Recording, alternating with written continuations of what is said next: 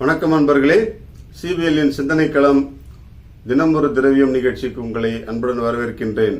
உடலுக்கும் மனதுக்கும் உரமூட்டும் இந்த நிகழ்ச்சிக்கு நீங்கள் அளித்து வருகின்ற ஆதரவுக்கும் நீங்கள் சொல்லுகின்ற ஆலோசனைகளுக்கும் எங்களோடு பகிர்ந்து கொள்கின்ற உங்களுடைய கருத்துக்களுக்கும் நன்றியை தெரிவித்துக் கொள்கின்றோம். இன்றைக்கு மனமாற்றம் மனிதனுக்கு மிக அவசியம் என்கின்ற தலைப்பில் நாம் பேசுவோம். ஸ்ரீ ராமகிருஷ்ணர் அவர்கள் சொன்ன ஒரு அருமையான ஒரு கதை இது. ஒரு திருடன் இருந்தான். அந்த திருடனுக்கு தொழில் திருட்டு தான் இல்லையா. அவனுக்கு ஒரு பெரிய ஆம்பிஷன் இருந்துச்சு, ஒரு குறிக்கோள் இருந்துச்சு. என்னன்னா, ஒரு நாளாவது அரண்மனையில போய் திருடணும், அரண்மனையில போய் திருடணும் அப்படி சொல்லிட்டு.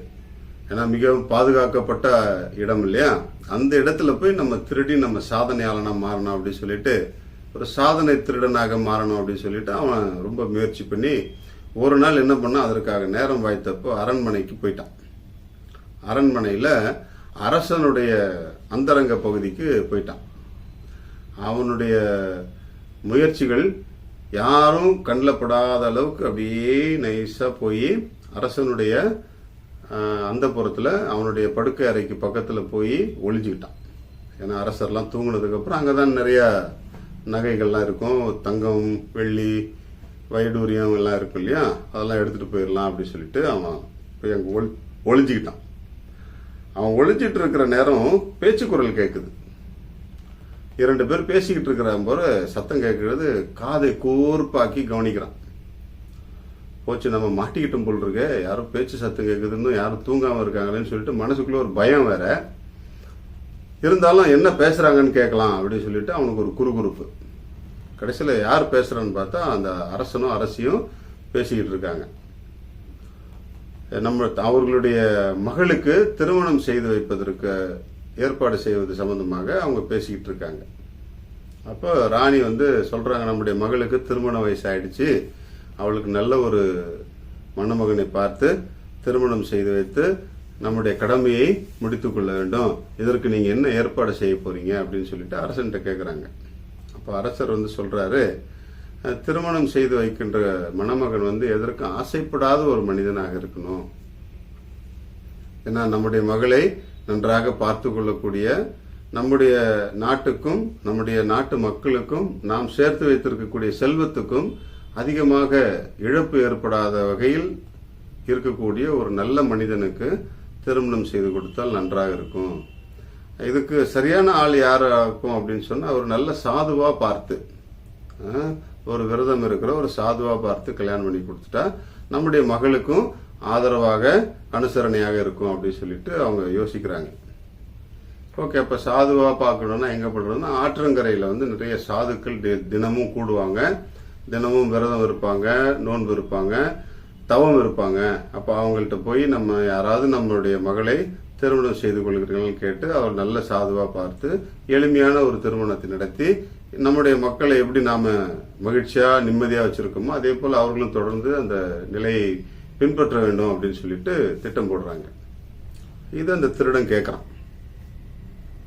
என்னடா இது, நாம நகை பணத்துக்கு ஆசைப்பட்டு இந்த அரண்மனைக்கு திருட வந்தோம், இங்க என்னடானா ஒரு சாதுக்கு ஒண்ணுமே இல்லாதவனுக்கு உங்க பொண்ணையே கல்யாணம் பண்ணி கொடுக்குறேன்னு சொல்றாங்களே, இது நல்லா இருக்கே அப்படின்னு சொல்லிட்டு அங்கிருந்து தப்பிச்சு போயிட்டு அடுத்த நாள் என்ன பண்றான், ஆத்தங்கரையில அவன் சாது வேஷம் போட்டுக்கிட்டு நிக்க ஆரம்பிச்சிட்டான். அரசர் என்ன செய்யறாரு, தன்னுடைய அமைச்சர் சகாக்களை எல்லாம் அழைத்து, நீங்க ஆற்றங்கரைக்கு போங்க, என்னுடைய மகளுக்கு ஏற்ற ஒரு நல்ல சாதுவா பார்த்து அழைச்சிட்டு வாங்க, அவருக்கு என்னுடைய மகளை திருமணம் செய்து கொடுத்துடலாம் அப்படின்னு சொல்லிட்டு அனுப்புறாரு. இவங்க ஆற்றங்கரைக்கு போறாங்க. ஆற்றங்கரையில நிறைய சாதுக்கள் தவசிகள் தவம் இருந்துகிட்டு இருக்கிறாங்க. ஒவ்வொருத்தரையா போய் வினவுறாங்க, கேட்கறாங்க, பேசுறாங்க. யாரும் சரியான பதில் சொல்லலை. இவங்க கேட்ட உடனே எல்லாரும் விலகிடுறாங்க. கடைசியா இவனும் திருடனும் அந்த தவக்கோலத்தில் நிக்கிறான். தன்னுடைய உடைகள் எல்லாம் மாற்றிக்கிட்டு தவக்கோலத்தில் நிக்கிறான். அவன்கிட்ட கேட்குறாங்க, எல்லா தவசிகளும் எல்லா சாதுக்களும் மறுத்துட்டாங்க நாங்கள் கேட்ட கேள்விக்கு, நீங்க எங்களுடைய இளவரசியை திருமணம் செய்து கொள்ள தயாரா இருக்கிறீங்களா? அப்படின்னு சொல்லி கேட்குறாங்க. அப்போ இந்த இளைஞன் என்ன பண்ணுறான், திருடன் என்ன பண்ணுறான், எந்த விதமான பதிலும் சொல்லாமல் தவத்திலேயே மூழ்கி இருக்கிற மாதிரி நடிக்கிறான். அப்போ எல்லா செய்த சாதுக்களும் அமைச்சர்கள்லாம் கேள்வி கேட்கும்போது போயிட்டாங்க. எங்களால் முடியாதுங்க, நாங்கள் இதெல்லாம் செய்ய முடியாது அப்படின்னு சொல்லிட்டு போயிட்டாங்க. இவன் மட்டும் அப்படியே இருக்கிறான். ஆனால் எந்த பதிலும் சொல்லலை. இவன் மட்டும் நிலைச்சு இருக்கிறான் அந்த இடத்துல. அமைச்சர்கள் என்ன பண்ணிட்டாங்க, அரசர்கிட்ட போய், அரசரே நாங்கள் எல்லா சாதுக்கள்கிட்டையும் கேட்டோம், யாரும் முடியாது அப்படின்னு சொல்லிட்டு போயிட்டாங்க. ஆனால் ஒரே ஒருத்தர் மட்டும் அங்கேயே இருக்கிறாரு, தவத்திலே இருக்கிறாரு, அவர் எந்த பதிலுமே சொல்ல மாட்டேங்கிறாரு. ஒருவேளை நாங்கள் கேட்டு பதில் சொல்லாதனால நீங்கள் போய் கேட்டீங்கன்னா பதில் சொல்லாமல் இருப்பாரா அப்படின்றத பார்க்கலாமே, வரீங்களா அப்படின்னு சொல்லி கேட்குறாங்க. அரசரும் போறார். பொதுவாக அரசர்கள்லாம் இந்த சாதுக்கள்கிட்ட நல்ல பணிவோடு கைகளை எல்லாம் கட்டி தான் பேசுவாங்க இல்லையா. அங்கே போய் அரசர் அந்த சாதுகிட்ட கேட்குறாரு, திருடனா இருந்த அந்த சாதுகிட்ட கேட்குறாரு, ஐயா நீங்கள் என்னுடைய மகளுக்கு திருமண வாழ்க்கை கொடுத்தால் நன்றாக இருக்கும்னு நாங்கள் நினைக்கிறோம். அதனால என் மகளை திருமணம் செய்து கொள்ள உங்களுக்கு சம்மதமானு நான் கேட்க வந்திருக்கேன். என்னுடைய கோரிக்கையை நீங்கள் ஏற்றுக்குங்க அப்படின்னு சொல்லிட்டு அந்த திருடன்கிட்ட கேட்குறாரு. அப்போ அந்த திருடனுடைய உள்ளுணர்வு பேசுகிறது. என்ன பேசுது அப்படின்னா, நான் திருடனாக இருந்த வரைக்கும் எவனும் மதிக்க கூட இல்லை, என்னை கண்டா எல்லாரும் தூர தான் போயிடுவாங்க. நான் ஒரு சாது வேஷம் போட்டு ஒரே நாளில் அரசனே என் முன்னாடி கை கட்டி நிற்கிறானே, அப்போ நான் வாழ்நாள் முழுக்கவே சாதுவாக இருந்துட்டா அப்படின்னு யோசிச்சு பார்க்குறான். மிகப்பெரிய மனமாற்றம் நிகழ்கிறது. அரசனுக்கு தனக்கு திருமணத்தில் விருப்பம் இல்லை என்று சொல்லி அனுப்பிவிட்டு தன்னுடைய வாழ்நாள் முழுக்க சாதுவாகவே முனிவராகவே வாழ்ந்து மிகப்பெரிய ஒரு ஞானியாக வாழ்ந்து இந்த நாட்டுக்கும் உலகத்திற்கும் நிறைய நற்கருத்துக்களை சொல்லி மறைந்ததாக அந்த கதை முடிகிறது. மனமாற்றத்திற்கு நாம் போடுகின்ற வேஷங்கள் கூட, சில நேரங்களில் நாம் சொல்கின்ற பொய்கள் கூட மிகப்பெரிய காரணமாக அமைந்து விடுகிறது. இதை கொஞ்சம் யோசித்து பார்ப்போம். நாம் சொல்கின்ற பொய்கள் பிறரை காயப்படுத்தும், அது அப்புறம் விஷயம். ஆனால் அந்த பொய்களை நிரூபிப்பதற்காக நாம் உண்மை உள்ளவர்களாக மாற வேண்டிய கட்டாயத்திற்கு பல நேரங்களில் தள்ளப்படுகிறோம். இது ஒரு பெரிய உளவியல் உண்மைதான்.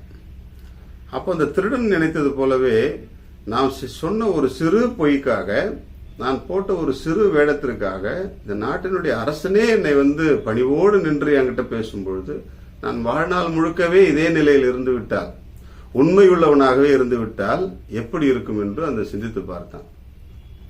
நாம் கூட பல நேரங்களில் நல்லவர்களாக நடிப்பதை விட நல்லவர்களாகவே இருந்து விட்டால் எப்படி இருக்கும் என்று சிந்திப்போம்.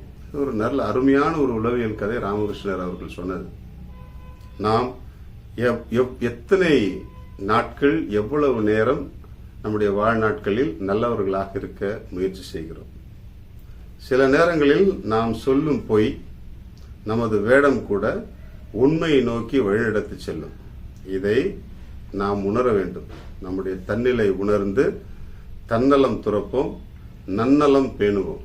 நம்முடைய வாழ்க்கை மகிழ்ச்சியாக இருக்க உங்களை அனைவரையும் வாழ்த்துகிறேன். வாழ்க மகிழ்வுடன். இன்றைக்கு நம்முடைய மனதை நல்ல சிந்தனைகளை நோக்கி வழிநடத்தி செல்லக்கூடிய நிறைய விஷயங்கள் இந்த உலகத்தில் இருக்கு. அவற்றில் ஒன்று புத்தகம் படிப்பது. இதை ஒரு மருந்தாகவே எடுத்துக்கொள்ளலாம். நிறைய புத்தகங்களை படியுங்கள். இப்பொழுது புத்தக திருவிழா நடக்கிற சீசன் தான், அதனால இந்த விஷயத்த சொல்றேன். எங்க பார்த்தாலும் இப்போ புத்தக திருவிழாக்கள் நடக்க ஆரம்பிக்கும்.